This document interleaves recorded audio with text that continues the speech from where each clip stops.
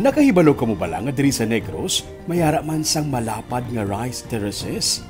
Hindi mo na kinahanglan magkadto sa Banawe kaysa Canlaon City, matahom, kag makarelax ang ilang rice terraces nga view. Ini ang ginatawag nila nga Stairway to the Sky of the North.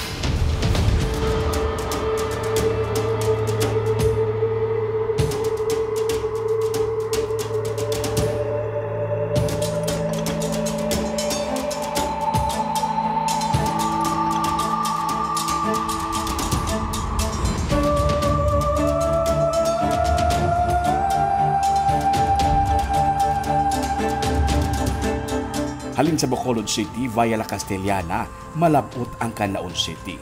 Antes ka makalabot sa city proper, malabyan mo ang barangay Nilothangan. Magpulo pamangkot kay may lilikuan pasaka sa sitio Bulong o kung sa sitio Kalubihan. Ini ang Alagyan Rice Terraces. May mga porsyon nga rough road, kag may porsyon man nga sementado nga dalan. Mga 2 ka oras nga biyahe halin sa Bacolod City. Dugay-dugay, makita mo na ang matahom nga view sa rice terraces sa kilid. Sa ibabaw, mayara pagit sa mas matahom nga spot. Magpulo pamangkot sa mga residente, kay ginabuligan nila ang mga bisita diri. May mga spot diri sila nga dalan sa imo, parehas na lamang sang sini nga bato sa tunga sang talamnan nga overlooking sa kabukiran sa palibot. Kung ari ka na sa tunga diri sang rice terraces nila, ari ka sa tunga sa matahom nga mga view, palibot mo, almost 360 degrees, ining rice terraces. Ka, maswertihan ka sa likod mo ha? Baon ka laon ka ni subungan mo nga oras, natapunan siya sang mga panganod.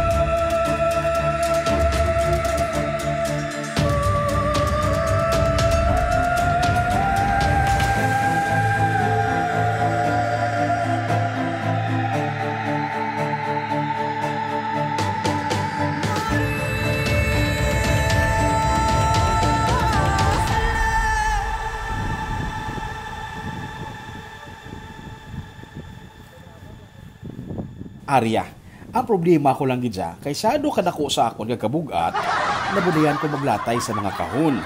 Nagaawas ang tiil ko kag nagakaus-us ang duta. Mauya man tanga gubon tangit mga bulayan sa mga mangunguma. Gani, diri na ko isay gadigada. Gikan sa ibabaw, kitaon ang matahom nga mga busay sa palibot.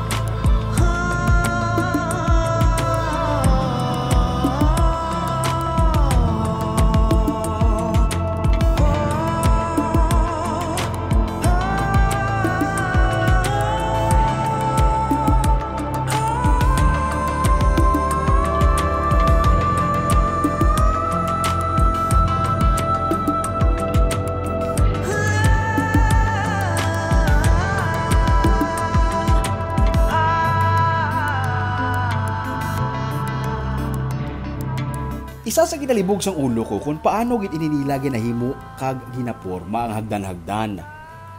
Ang 67 anyos nga si Nicanor Cordero ang isa sa mga nagsugod sang hagdan-hagdan diri. 22 anyos siya, ginbaligyan niyang iya 12 ka mga karabaw para suguran ang iyang talamnan. Kinahanglan kuno abi nga iporma ang hagdan para may irigasyon sang tubig. Bilang imbentol na isang tao siya huna kami ng ining lugar sa una pigado gid. Makalantaw kasi mga kabuyurang may talamnan nila. Kung ano nila pagpadalagan, libil ang dalagan sa tubig. Dito ka magsikat, kag dito ka makatuon. Tumasili nga mo gadi ni pamaagi. Pakadto pa kare. Ang purpose niya nga nagagdanagdan para ang tubig makapanaog. Oh, maka lulagari ama man. Mulupulagari ang tubig papanaog. Familiar kay Tatay Nicanor, no? Siya ni ang may kaugalingon nga improvised power plant sa likod sang iyang balay nga nagtrending. Istorya niya, ginkinahanglan niya sa bulig sang 20 tanan ka mga tawo para mahuman ang rice terraces sa 3 ka hektarya nga duta nga ginarenduhan niya sa sulod sang 7 ka tuig. Imagine, 7 niya ka tuig na tapos antes na porma ang hagdan-hagdan o kanang rice terraces nga 3 ka hektarya. Mauti ang proseso pero natapos Manila. Pero nakahibalo ka mo bala na sa likod sang sini nga matahong nga view, may masubo nga istorya sa mga mangunguma. Kalabanan diri kuno sa ila nalubong sa utang. Sa pila na abi kuno katuig nga mahal ang presyo sang abono kag krudo pero ang bilis ang humay wala nagasaka. Sila nga mga mangunguma ang nagakatamaan. Yara na sa 200,000 pesos ang iyang nga utang. Kaya ang presyo sang humay naganubo. Ang imo humay, ang imo gasto. Pag produkto nimo ibalik nimo kulang pa sige lang gyapon napundo kami sa utang. Dito nagsugod. Oh, dito nagsugod. Nga mahal ang barato bakla na humay. Barato ang humay, mahal ang abono, mahal ang inadlaw, balda ang tanan nga mangunguma. Sige gyapon. Sa karon di arang-arang na kun ina ipapan ni Presidente Bongbong. Pataasan ang presyo. Pero kung hindi pataasan ang presyo kami mangungumaya kalulo ini. Plano niya gani nga kung magpadayon pagid mahal ang abono kag magbarato sa gihapon ang palay, i-convert niya sa katubuhan ang iya nga talamnan. Pero naghatag sa pag-asa sa kay Tatay Nicanor sa ginpahibalo sila nga may plano nga magbutang sang viewing deck diri para sa turismo. Suno sa iya, dako ini nga bulig para maka-income man ang mga pumuluyo kung permi may mga turista sa ilang lugar. Subo, hindi ka bangon. Una utang mo sobra 200,000, sobra 200,000. Hala. Abot Lagas lang. lang lagas ang utang. Lagas. Hoy pagkalin. Kunin mo una din ka tourist spot nga ginambalyan may viewing deck. Baka bulig sila ay ina sa inyo. Inaya pati pos na. Basta nga viewing deck. Kung mahimuan sa isang viewing deck na tawag. Ang po silingon. Kaya ang tao dre, madamo sa negosyo nga may. Dra siguro maumpisa siguro ang tao makabangon. Pero mientras na hindi gid makabangon ang tao. Budlay kayo. Mabudlay, mahina. Kung wala sang panganod, mas matahong pagid ang view kung tani sang bulkan kanlaon gikan diri sa rice terraces. Kay man ining rice terraces ara lang gid mismo sa tiilan sang kanlaon. Mabugnaw ang dapya sang hangin kayara ka sa ibabaw.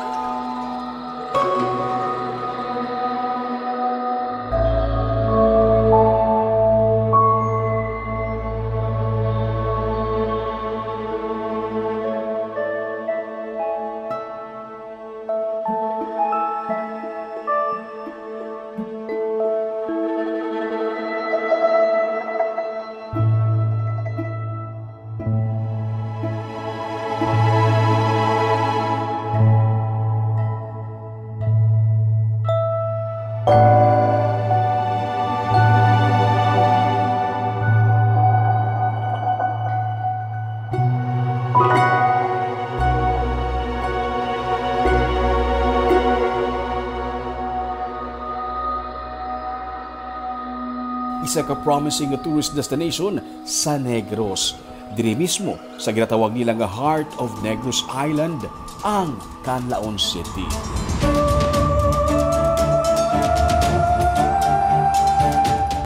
Kung matigayo na nga mabutangan sa viewing deck ining ilang lugar, ginaka-excite naman ini sa mga mangunguma bangod mangin hindi lang lamang limitado sa pagpangumay lang nga palangabuyan kundi magadala sa ilang duga nga income ang turismo.